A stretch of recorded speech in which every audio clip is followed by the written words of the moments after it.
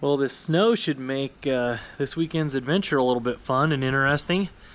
Gonna head pretty soon to go meet up with Mike and head towards southern Utah. 1 second.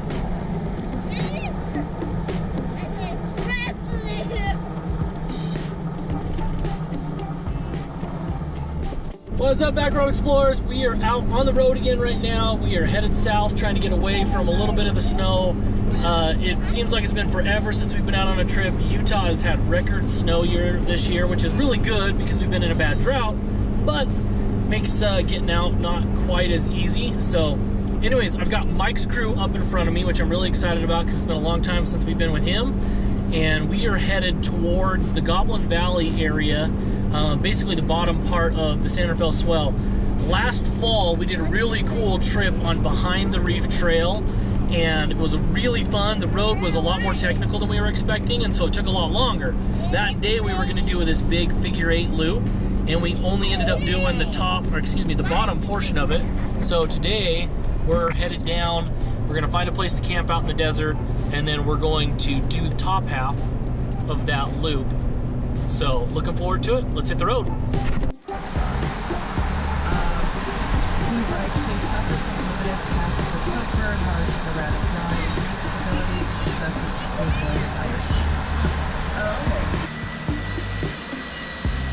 Last fuel stop in Salina before we start heading on I-70. Kind of up the mountain and then back down, where we'll find somewhere just off the freeway, find a nice little place in the desert to camp. Saturday morning, we got in around 8:30 or so last night, and the road was really soft and muddy. So we found a hard spot on some rocks to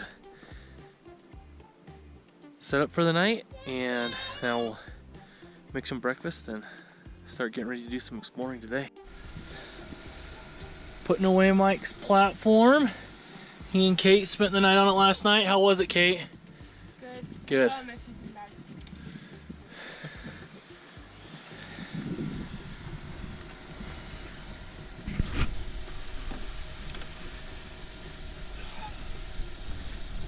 We camped just south of I-70 on Woodpile Pond Spur Trail. From there, we worked our way in a large oval, checking out spur trails and stopping to see a few historical markers. This loop would, by the end of the day, lead us right back to where we started from.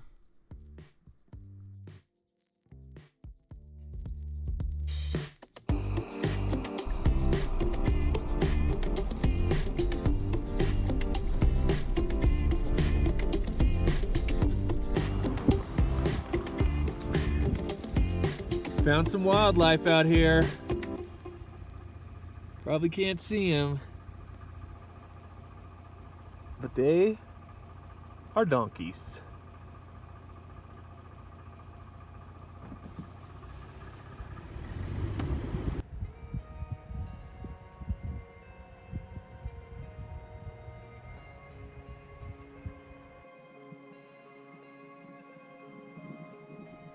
After a frigid breakfast, we were anxious to hit the trail. I love camping in the winter, but I do not love cooking and eating in the cold, especially with little kids. The boys were happy to be in their warm seats and ready for some trail miles.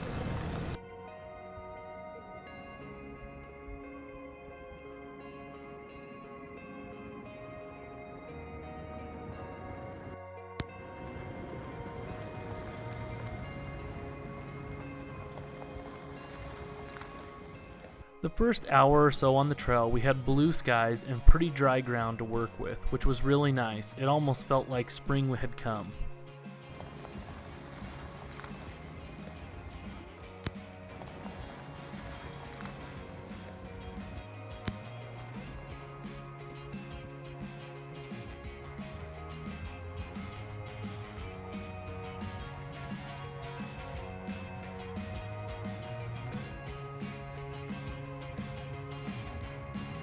It was really nice having Mike back out on the trail again.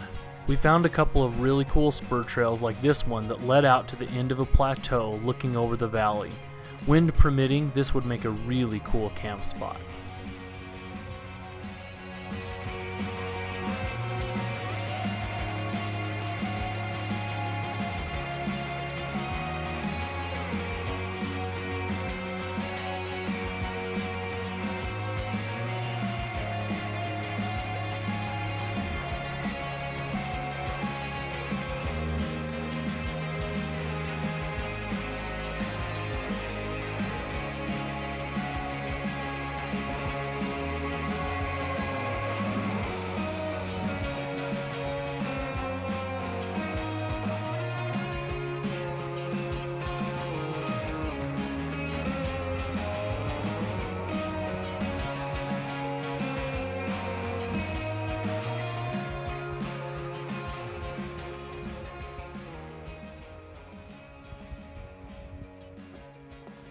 As you can see, these wide tires are still driving me a little crazy. They stick out just far enough beyond the fenders that a lot of dirt and mud gets kicked up on the side of the rig. Mike and I went down the exact same roads and trails the entire day, yet my rig was at least 3 times as dirty. When I make a switch on these tires, I will definitely be getting a slightly narrower tire, which should help keep unnecessary mud from flipping up.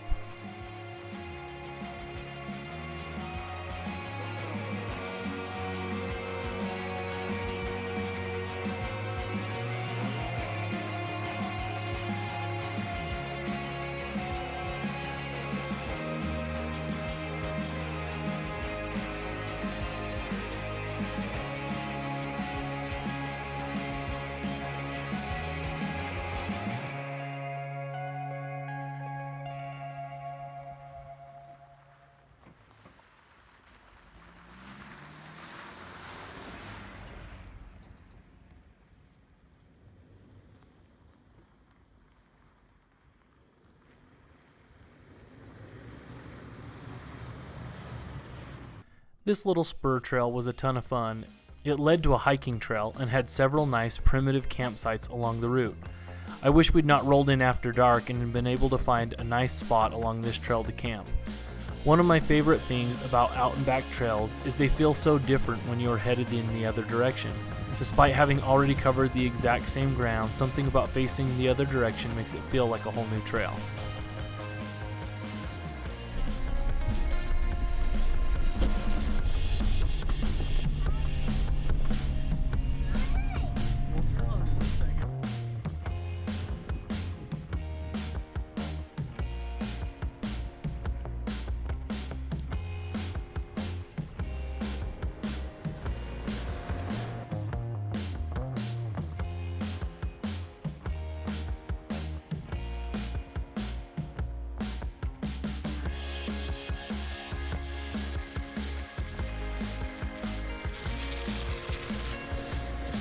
Recent snowstorms left us with a few patches of snow in a lot of areas, especially those areas that benefit from a little bit of shade throughout the day.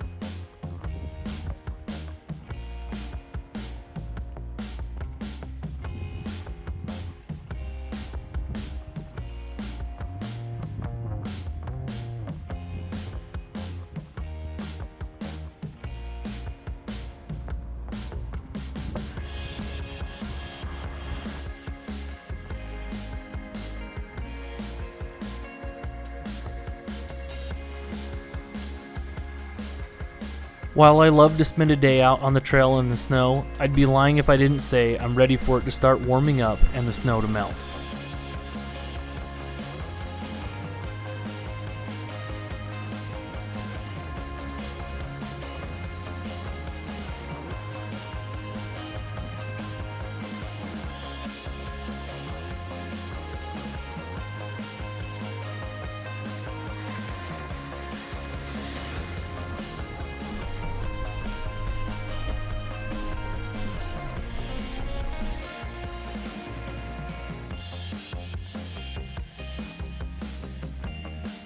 As the day progressed, the weather started to turn. Our clear blue skies had given way to dark, heavy snow clouds, and the further we climbed, the more and more snow we started to encounter along the trail.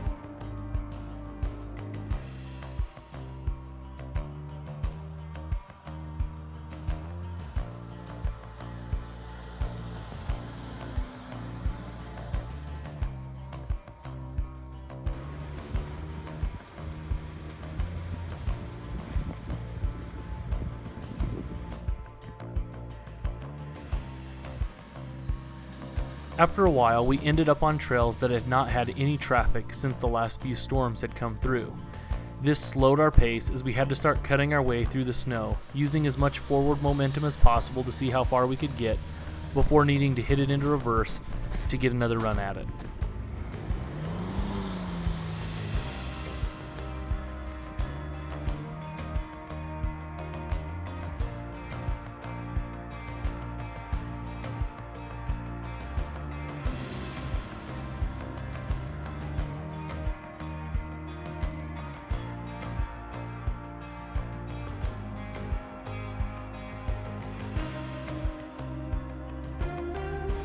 Starting to get a little bit of snow coming in the window.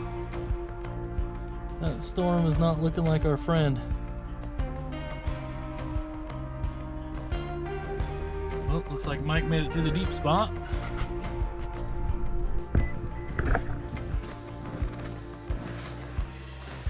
How's lunch coming? Good. We just made a little lunch break stop over at Swayze's Cabin. It's just right up there. We'll go get a closer look, but we went from pretty much like red dirt and desert to kind of this more white sandstone type dirt and rock and some snow. But just a brief stop for lunch and then head out back on the trail. There's some pit toilets here. And I know that there's a few places, little spur trails and stuff where you can do some dispersed camping and stuff too. So pretty cool area. It's really beautiful. It'd be really cool to have had a cabin and a homestead right up there and have this as your backdrop. Pretty incredible.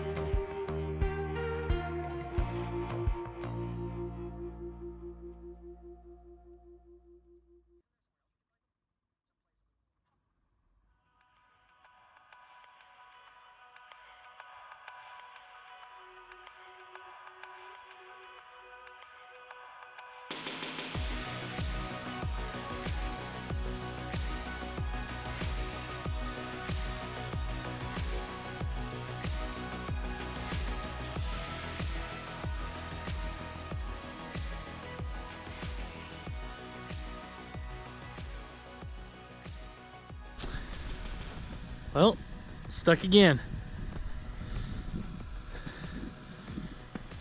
You can see underneath, my front diff is just plowing through snow. But it's crazy because it's pretty hard snow. I'm actually up on top of it, but the Jeep's just sinking down. But at least this time being stuck, I've got reinforcements. So we're gonna dig out these wheels a little bit and throw some traction mats underneath it and see if we can't move forward a little bit at least. Maybe actually we should go back and then I can get a little more momentum.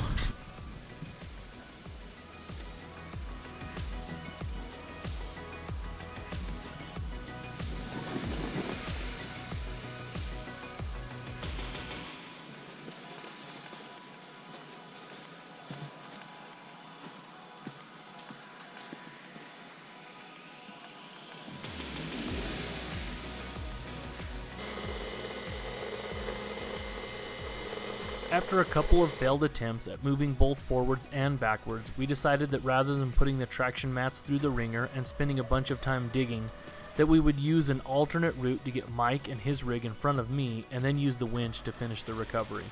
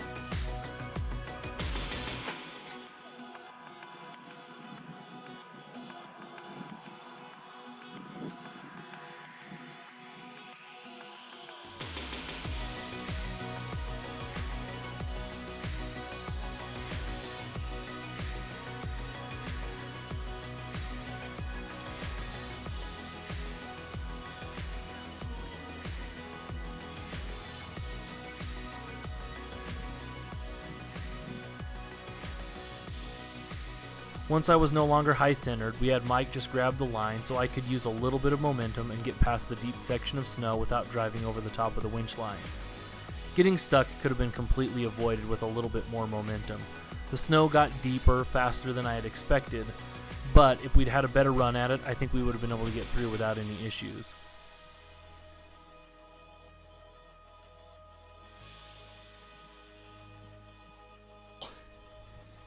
Yeah, look at this. You can totally see where my diffs were.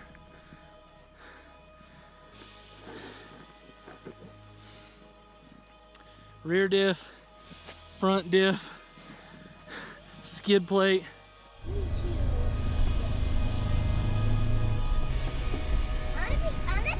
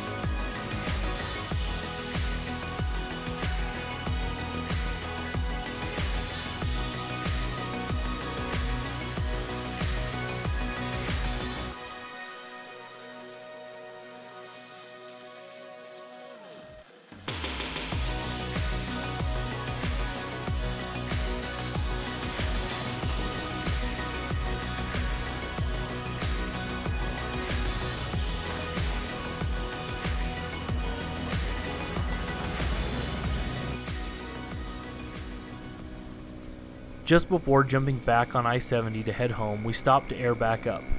If you enjoyed this video, please share it. If you've not already, tap that subscribe button.